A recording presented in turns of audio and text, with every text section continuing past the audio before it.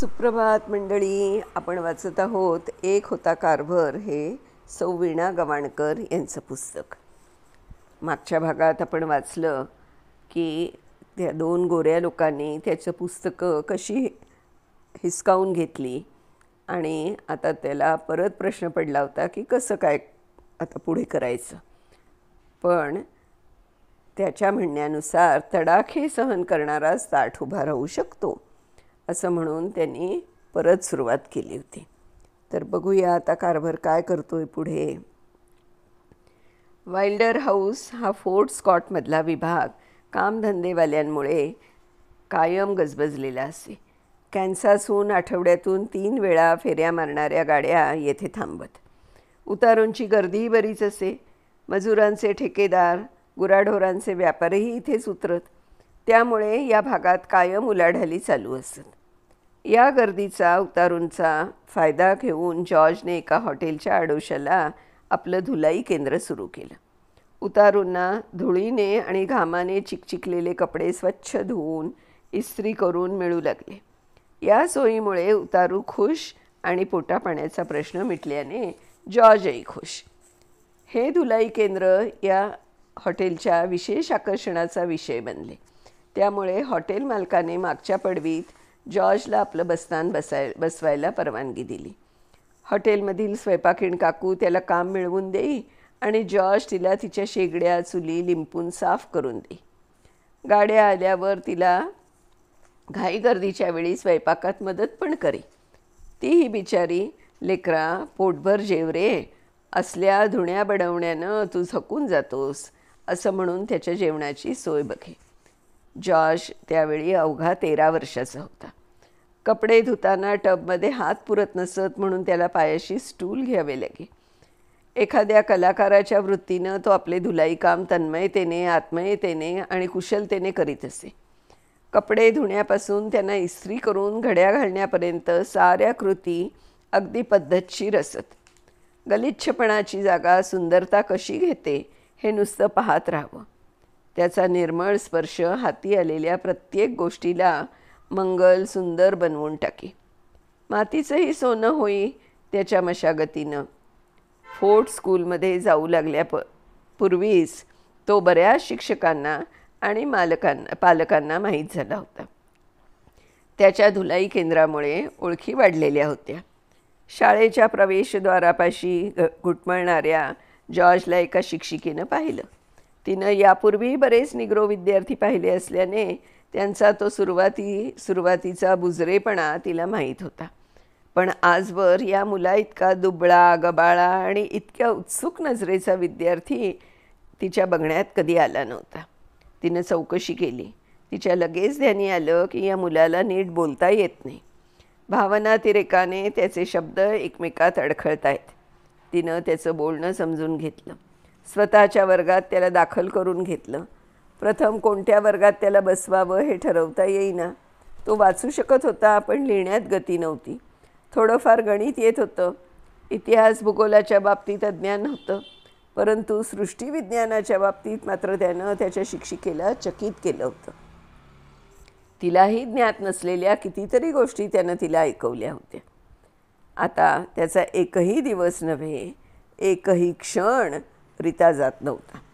त्याचं ध्येय त्याला पुढे पुढे खेचत होतं. हातात सापडेल ते तो वाचून काढत होता. त्याचे शिक्षक त्याला पुस्तकं पुरवून त्याच्या जिज्ञासू वृत्तीला प्रोत्साहन देत. हॉटेलमधली वर्तमानपत्रही तो मिळवी. प्रवाशांची आपसातील बोलणीही तो काळजीपूर्वक ऐके. मधूनच केव्हा तरी जॉर्जला त्याच्या डायमंड ग्रोव्हची, ओझार्क टेकड्यांची, तिथल्या वनराजीची आठवण बेचैन करी. आपल्या छोट्या दोस्तांच्या आठवणी त्याला कासावीस करीत. ही बेचैनी, ही कासावीशी घालवण्यासाठी तो आपल्या नजरेसमोर तरळणारी झाडं, फुलं, ओढे, ससे, खारी समोरच्या कागदावर चित्रबद्ध करी. ही रेखाटनं तो आपल्या वह्यात, पुस्तकात, टेबलावर चिकटवून ठेवी आणि त्यांच्या सहवासाची भूक भागवून घेई. एके दिवशी तर गंमतच झाली. शिक्षिका भूगोलाचा तास घेत होत्या. विषय होता डोंगर, टेकड्या.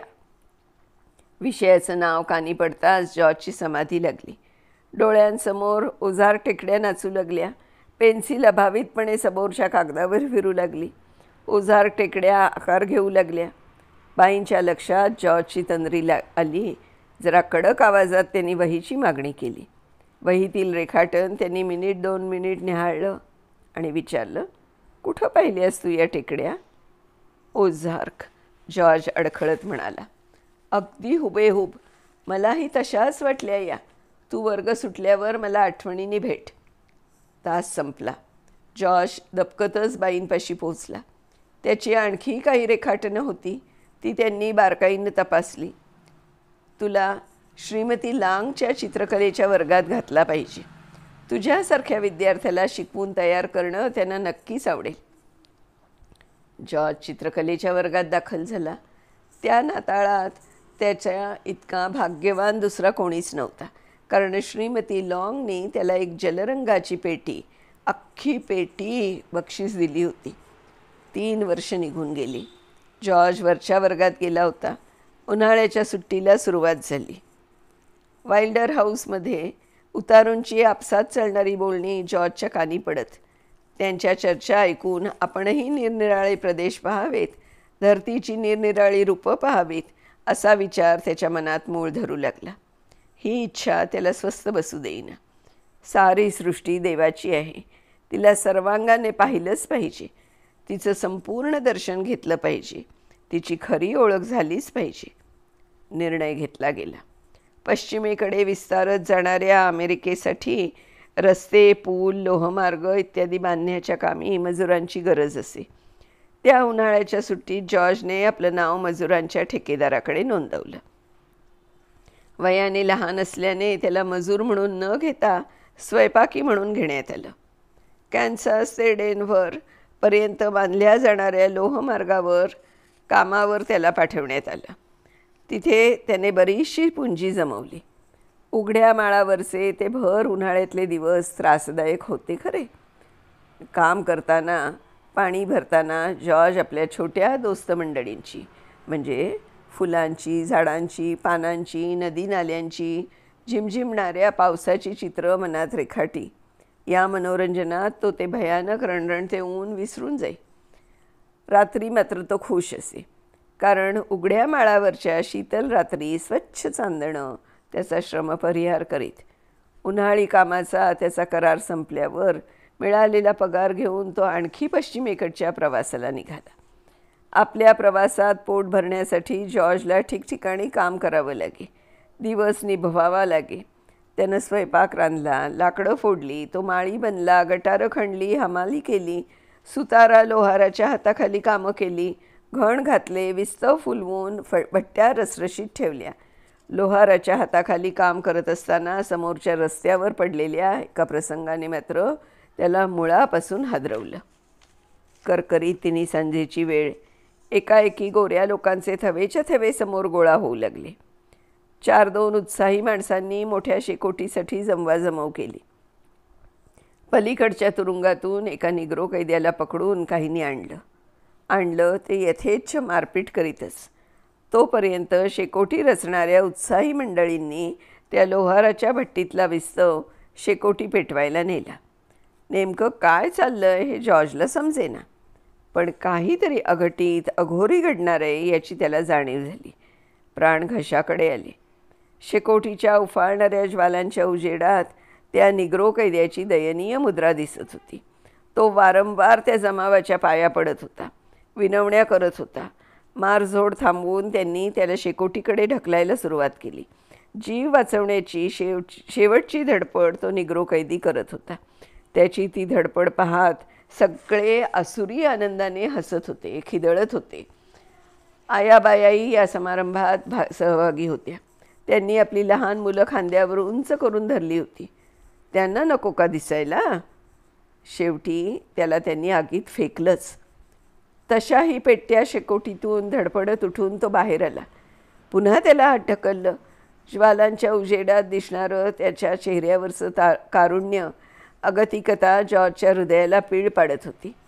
काळ्या कातडीचा अर्थ आज जॉर्जला पूर्णपणे कळला. पूर्वी कधी कधी आरशात डोकावताना त्याला आपल्या कृष्णवर्ण जाणवे, पण त्याचं वैषम्य मात्र वाटत नसे.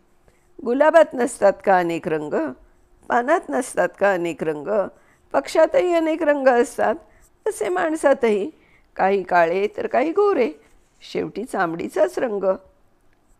पण नाही, कातडीच्या रंगाचा इतका साधा अर्थ नाही, फार फार वेगळा आहे.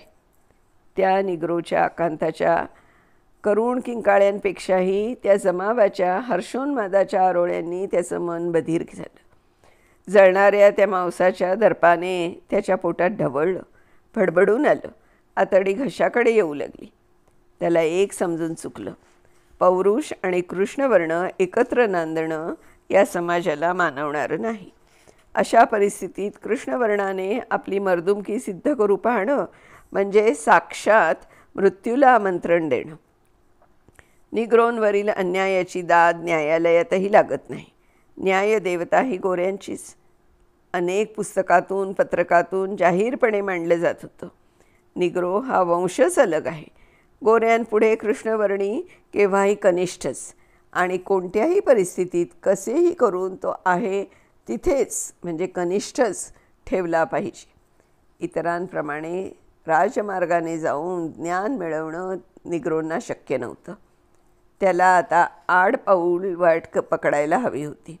कोणाच्या डोळ्यावर येणार नाही असं जीव वाचवून शिकायला हवं होतं. या वर्णद्वेष्ट्यांच्या गावात आपणही नाहक जाळले जाऊ, नकोच ते गाव. रात्र जागून काढली. पहाट होण्यापूर्वीच त्यांनी हे गाव सोडलं. त्या भ्रमंतीत जॉर्ज जिथे जिथे गेला तिथं तिथं काम करताना तो नजरेला पडणाऱ्या काळ्या जमावातील बायकांचे चेहरे निहाळी. एखादी रुपेरी केसाची बाई दिसली की वाटे अशीच आपली आई असेल का, आणि समजा असलीच तरी आपण दोघं एकमेकांना ओळखणार कसे. अशाच एका मुक्कामात त्याला दक्षिणेकडे न्यू मेक्सिकोकडे जाणारे प्रवासी भेटले. हाही त्यांच्यात सामील झाला. न्यू मेक्सिकोमधील अनेक वनस्पतींनी त्याचं लक्ष वेधून घेतलं. पूर्वी कधीच न पाहिलेल्या नाना वनस्पतींनी त्याला आकर्षून घेतलं. तिथली रानफुलं गोळा करण्यात तो तासनतास गर्क असे. या उघड्या मोकळ्या हवेत भरपूर वावरल्याने, कष्टही विशेष करावे न लागल्याने त्याचे अशक्त शरीर आता जरा बाळसं धरू लागलं होतं. विलक्षण झपाट्याने त्याची शारीरिक वाढ होऊ लागली. जॉर्ज अंगापिंडानं भरू लागला. एके संध्याकाळी त्या रखरखीत प्रदेशात त्यानं पूर्वी कधीच न पाहिलेले एक आगळं फूल, अगदी विलक्षण असं फूल पाहिलं. बराच वेळ त्या फुलाचं निरीक्षण करण्यात तो रंगला होता. शेवटी जवळची कागदी पिशवी नीट फाडली, हाताने कागद साफसूफ केला, तिथेच त्या वाळवंटात बैठक मारली, त्या विलक्षण फुलाला कागदावर उतरवलं. 15 वर्षानंतर त्याच्या रेखाटनावरून तयार केलेल्या चित्राचा वर्ल्ड्स कोलंबियन एक्सपोजिशनमध्ये सन्माननीय उल्लेख करण्यात आला. निवडुंगा शेजारी उगवणारी